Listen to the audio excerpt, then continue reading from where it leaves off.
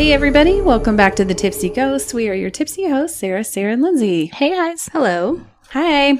So I had a little incident while I was sleeping the other day, and I have now found out how to wake myself up from a sleep nightmare or sleep terror. Ooh. I slapped myself in the face. With a tortilla? Not with a tortilla. In my dream, I was like, this is going to get real bad real fast, and I could tell it was going bad, and I was like, I should try to wake myself up. And I slapped myself in my dream, and I woke up and I was slapping myself in the face. Like in real life? Yes. I woke up because I slapped myself in real life. Oh, that makes me sad for you, but also I'm glad that you didn't have to experience this sleep paralysis. I didn't because I slapped myself to wake myself up. That is a life hack. Isn't it? Yeah. It's taken me this long to realize that's how I pull myself out. Oh, whenever I'm in a nightmare and I'm cognizant of it, I'll either jump off the building, jump off a cliff. I'll instantly, I'll try and do the thing that I know, well, this is stupid. I'll just hypothetically die, but I'll wake up. But then I'm afraid to go back to sleep. Do you jolt awake when you do that? Yes. Yeah.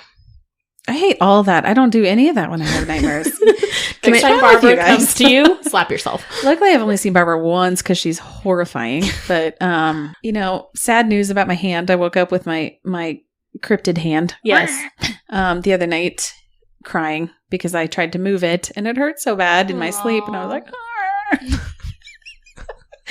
I'm laughing because it's so ridiculous. I probably looked ridiculous if anybody walked in. Your cryptid hand. Yeah, it's better now.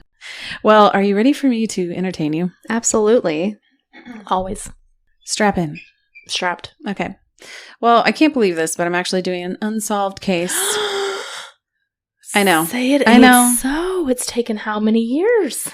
I hate myself for it already. Oh, okay. Literally, you were just saying you've never done an unsolved. And here we are. I know. On the last true crime episode, I went off on this huge tangent about how I hate unsolved. Yes. And I remember. here I am. So I really can't wait. Don't give me the credit. Give it to Boydstone because she's the one who gave me the idea. Because I was in a little bit of a true crime slump. I couldn't think of anything. And I was trying to figure out what to talk about. She said, you should talk about the Axeman of New Orleans. Okay, so I'm the only one who doesn't know what was going on here. Okay.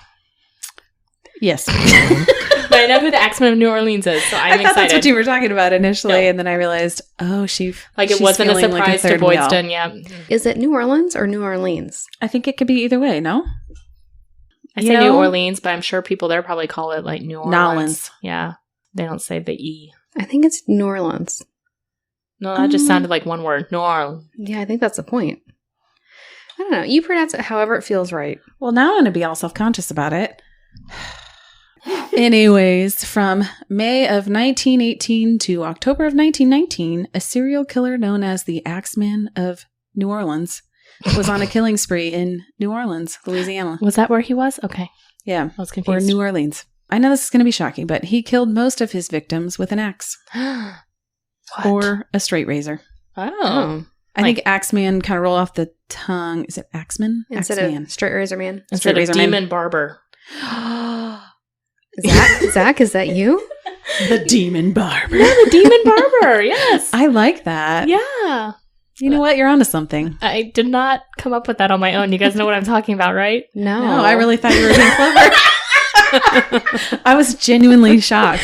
The famous musical? And Johnny Depp did a movie version of it with the demon barber? No. What? Does it have a name? Is it? He wasn't the demon barber. He was the, it's right there. Sweeney Todd, Sweeney the Todd. demon barber of Fleet Street. It is a very famous musical. I'm only halfway see it. It's okay. And I like musicals and I like Johnny, but So that's where I got the demon barber because of Sweeney Todd. Razor. Yes, Sweeney Todd. Okay.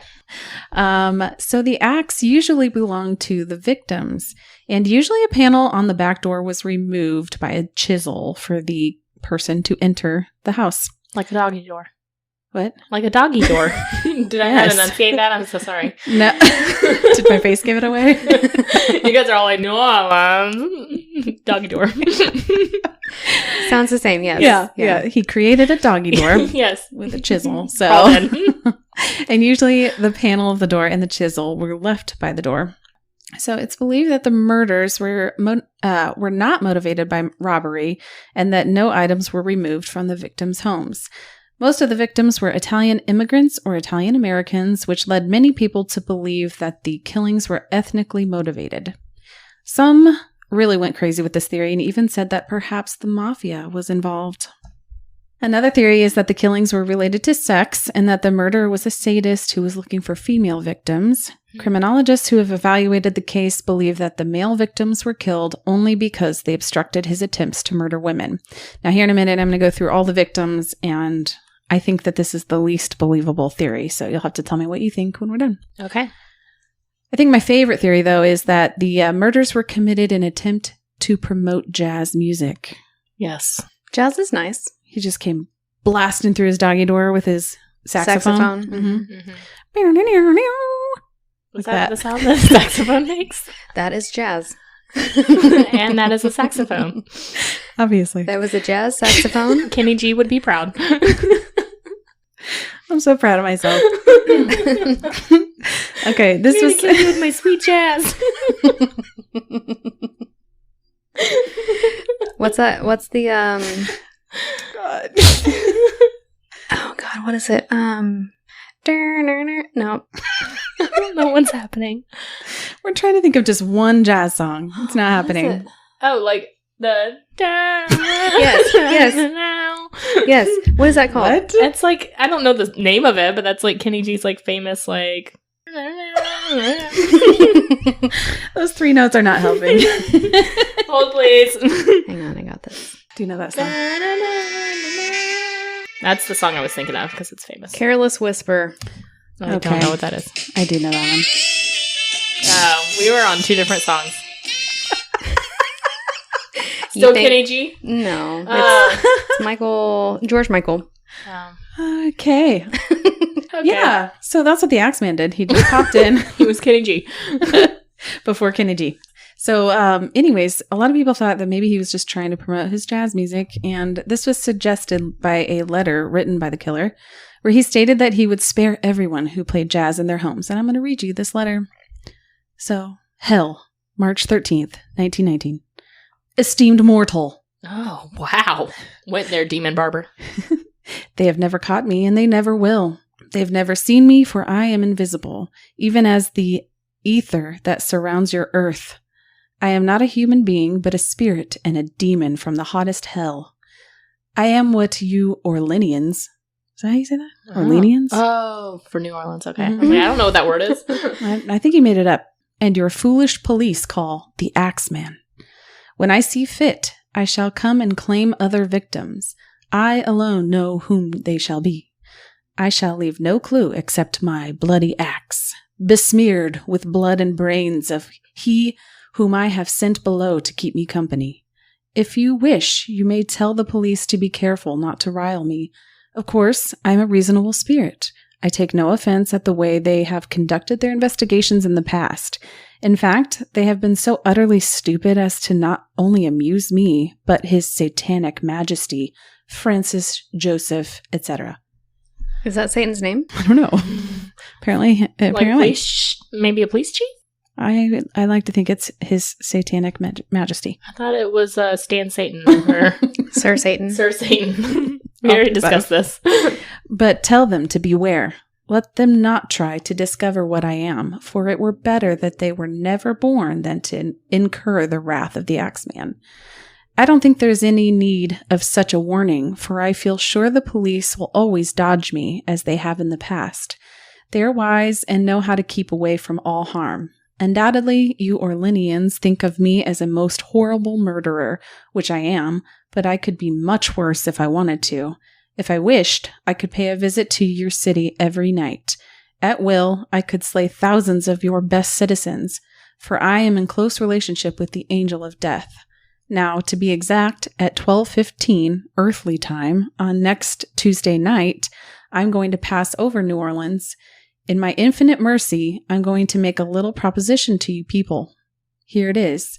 I'm very fond of jazz music, and I swear by all the devils in the nether regions that every person shall be spared in whose home a jazz band is in full swing at the time I have just mentioned. A full fucking jazz band? I was thinking it was just music. I'm wondering if he means just music. Oh, no. If everyone has a jazz band going, well then, so much the better for your people.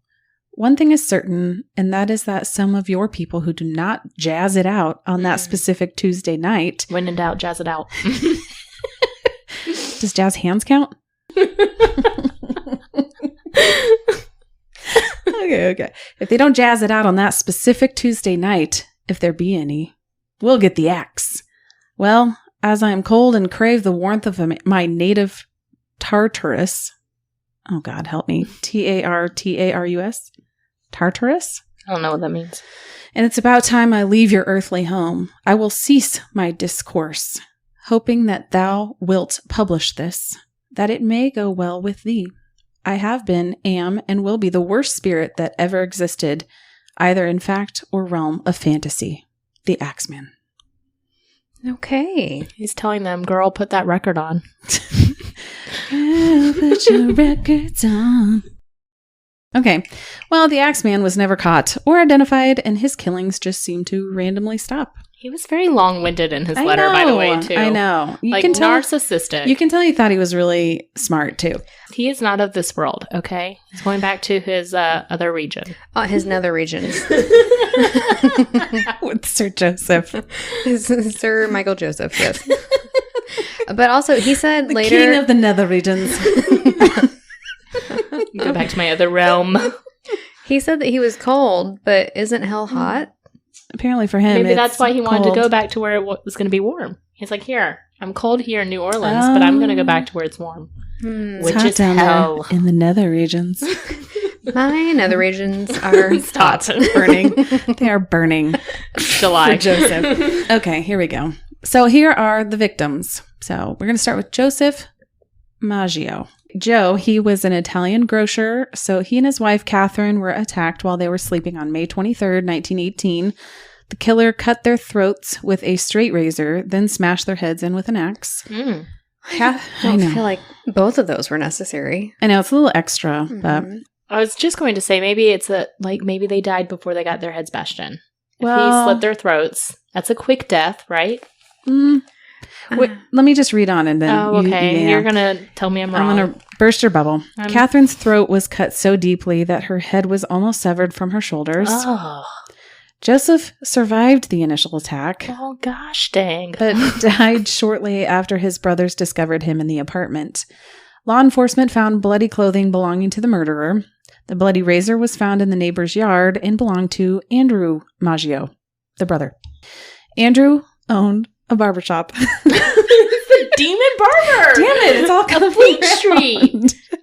I called it. This is where Sweeney Todd got its... I think maybe. It has to be. I wonder if Sweeney Todd is actually based off this. Because, I mean, they interviewed Andrew Maggio thinking maybe he could be a suspect, obviously. I mean, I think it's probably more based off of... I don't know. In England, it's probably more based off of the Ripper. Maybe, but he owned the barbershop, and his employees said that he had taken the razor home to fix a nick in the blade a few days earlier.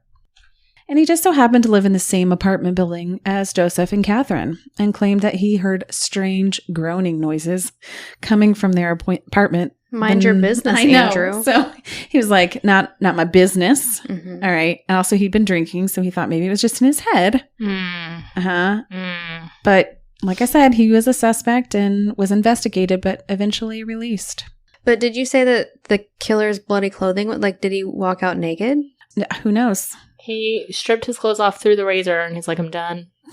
Going back to hell. With his saxophone? His saxophone covering his... Covered in the news. His nether region. Yep.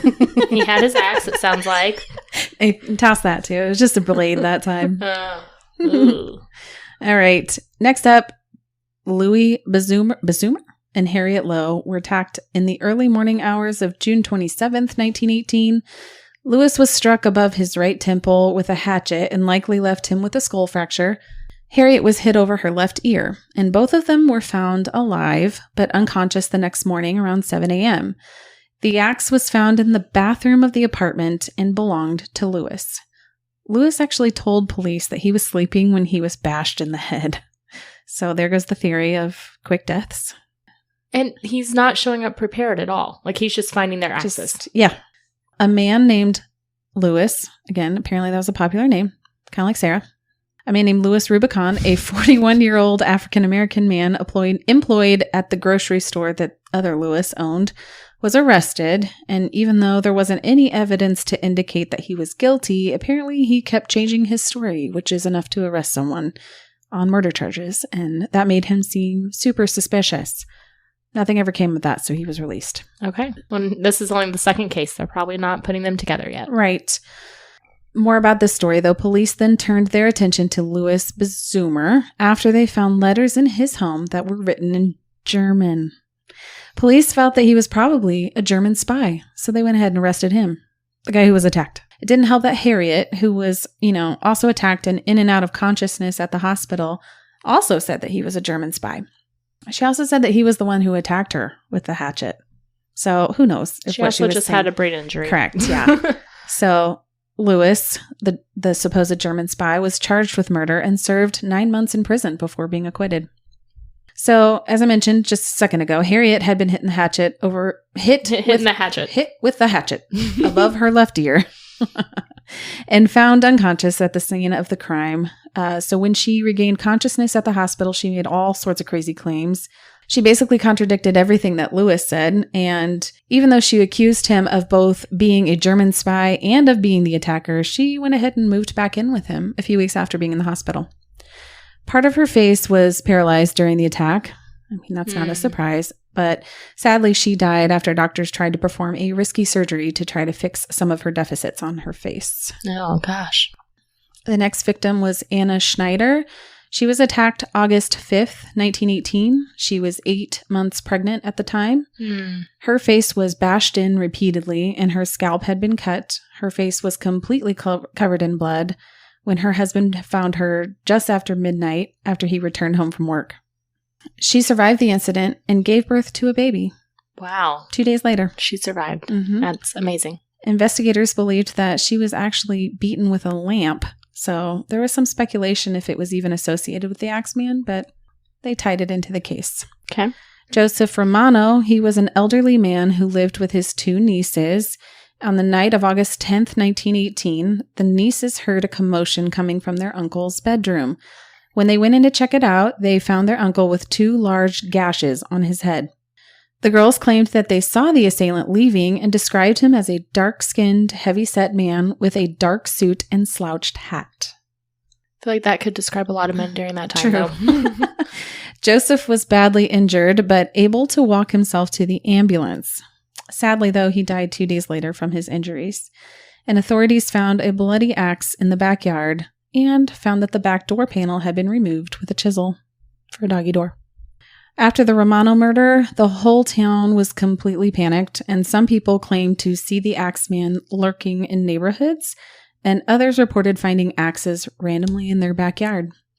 Investigators made claims that the killer was likely a very normal, law-abiding citizen with an overwhelming desire to kill. Not so law-abiding. Right? Also not a normal citizen. I know, I feel like everything contradicts each other. Besides, like, the murders, he's law-abiding and normal. They described him as like a modern-day Dr. Jekyll and Mr. Hyde. Ah, okay. Yeah. So next up, we have Charles, Rosie, and Mary, Cordamelia. Beautiful. Thank you. You're doing great with these Italian names. It's not my strong suit. On March 10th, 1919, screams were heard coming from their home. A neighbor rushed over to the house to find that all 3 of them had been attacked. Rosie stood in the doorway clutching her dead daughter's body. Aww. Her dead daughter was Mary. Charles was laying on the floor, bleeding profusely, and the couple was rushed to the hospital and was found to have skull fractures. Charles was released 2 days later, but Rosie remained in intensive care. Authorities found a bloody axe in the backyard, and the back door panel had been removed again with a chisel. Rosie claimed when she came to that it was the neighbor, the one that found them, and his son that attacked them, but they weren't initially arrested for the crime. It seemed that it was physically impossible for either of them to be involved. The neighbors, one was basically too old and incapable of crawling through a doggy door, and the other one was too big to fit through this tiny little opening. Gotcha. They were eventually arrested and charged, though, with murder, and the younger neighbor was sentenced to death and the elder to life in prison. Charles, the husband, denied these claims and actually divorced Rosie over all of this. And a year later, Rosie admitted that she had made false claims out of spite. Jeez, how much do you have to hate your neighbor to sentence them to death? I don't know, but also I'm just like, how are you trusting their word? They just had massive head injuries. Well, also, it seems like if there's not evidence, it's really hard to execute somebody. But apparently not. I know. So next up is Steve Boca. He was attacked in his sleep on August 10th, 1919. He had a severe head injury, but also survived, and he couldn't remember anything about the attack. This was significant, though, because it happened right after the letter that was written by the Axeman. I am impressed that so many people are surviving axe wounds to the head. Right. Yeah. Must have a really good hospital down there. Yeah. Or just really blunt axes. Yeah, not sharp. Maybe they're not axes. Oh. Maybe he's using the opposite end, not the sharp end. Oh, yeah, that's what the we handle. found out. He's holding on to the axe. He's using the handle. I meant he's a real dumb criminal. The blood's all coming from his hands. Yeah. Holding the blade. He's a normal person, okay? He's a law-abiding citizen. Obviously. Thank you. He's like, I can't hit him with the axe, but I'll just hit him with the handle. The axes are different here than in hell. That'll show him. This isn't how we do it down in hell. All right. Next up, we have Sarah Lauman. On September 3rd, 1919, she was attacked while she was sleeping. Again, she was found on her bed by her neighbors after not answering the door. She had lived alone. She was found to have severe head injuries and was missing several teeth. The intruder entered the apartment through an open window and attacked her with a blunt object. And a bloody axe was also found in her front lawn. She recovered from her injuries but couldn't remember any details. I'm sure she couldn't. These beatings are rough. So the next one and the last one is Mike Peptone. He was attacked on October 27th, 1919. He had been struck in the head with an axe and there was blood covering the room, including a painting of the Virgin Mary. Sadly, he died, and he was the last of the alleged Axeman murders. So the story of the Axeman can be found written in several books and TV shows, but probably my favorite was American Horror Story. I knew it. Of course. It all ties back to American Horror Story. If you haven't seen it or you don't remember, it was on the episode of The Coven, and he was the love interest opposite of Jessica Lange. I loved it.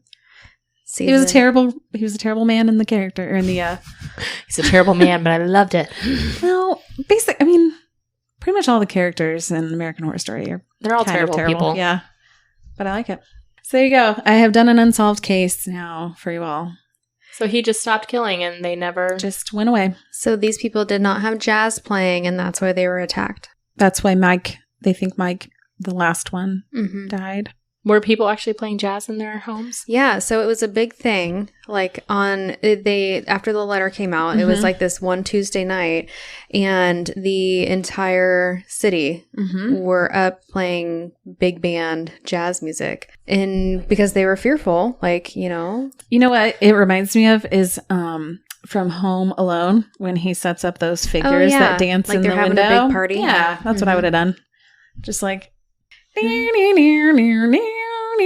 Careless Whisper. Yeah. Michael Jordan with his basketball. Yeah. I was like, how does one family have that many cutouts? You know what? There's a lot of I never thought about that until now. Lots of unrealistic things about this movie. I was just like, how clever of him to put it on a train and make it move around. He was a very clever boy. I know. Well, I hope you liked the story.